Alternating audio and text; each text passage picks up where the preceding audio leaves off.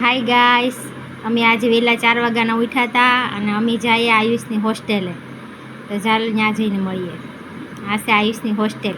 એના પપ્પા એને લેવા ગયા. જો આયુષભાઈ આવી ગયા છે અને આયુષને લઈને અમે ગયા અમારી બેનની ઘરે. ત્યાં એના બેબીને બોલાવવાનો હતો તો બધા બેઠા, ચા પાણી પીધા, બધાએ વાતો કરી અને પછી એના બેબીને અમે ઘડીક રમાડ્યો. તમે જોઈ શકો છો.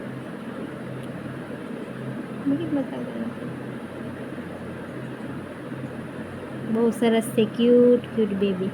પછી અમે જઈએ છીએ દિશાને લઈ અને સોનલમાના મંદિરે. દિશાને હોસ્ટેલેથી લીધી અને સોનલમાના મંદિરે જઈએ છીએ. રસ્તામાં અમે સોડા પીધી. બધાને બહુ તરસ લાગી તો પછી અમે સોડાની બોટલ લીધી અને બધાને સોડા આપી. કન્યાબેન પીશે, હામુય નથી જોતા, અને દિશાબેન પીશે.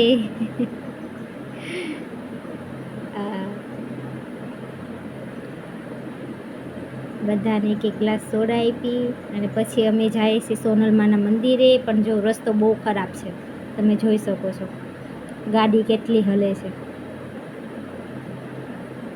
તો ઓલરેડી અમે પહોંચી ગયા છે મઢડા સોનલમાના મંદિરે. તમે જોઈ શકો છો બધા જાય છે દર્શન કરવા. હમણાં તમને સોનલમાના દર્શન પણ કરાવીએ ત્યાં જઈને.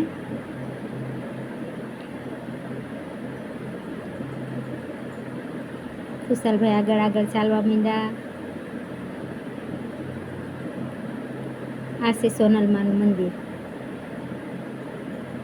બહુ સરસ મંદિર છે, તમે પણ જાજો ક્યારેક દર્શન કરવા ત્યાં.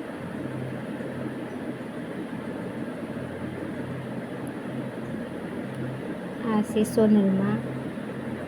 ઓલરેડી તમે દર્શન કરી શકો છો એના.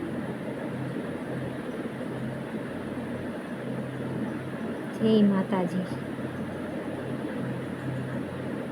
સરસ મંદિર છે, તમે બારોબારનો નજારો જોઈ શકો છો. પછી વિશાલે શ્રીફળ લીધું અને ચાલા પાડ્યા. બહુ હાર્ડ શ્રીફળ હતું, ચાલાય નહોતા પડતા ઘડીકમાં.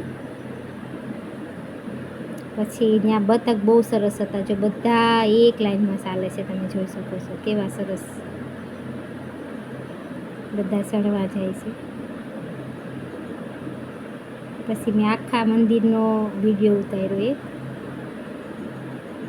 બારોબારનું રાઉન્ડ હતું ને એનું તમે જોઈ શકો છો. બધાએ ચા પાણી પીધા અને પછી બધા ઉભા હતા. પછી અમે ગયા પાછા દિશાબેનના હોસ્ટેલે, દિશાબેનને મૂકવા. આ દિશાબેન જો જાય હોસ્ટેલમાં. પાછી અમે ગાડી વાળી અને હવે પછી દિશાબેનને ટાટા કરીને અમે જઈએ છીએ પાછા ઘરે. બહુ રાત પડી ગઈ હતી, અમે ઘરે પહોંચ્યા ને ત્યાં 8 વાગી ગયા હતા, 8-10 વાગી ગયા હતા.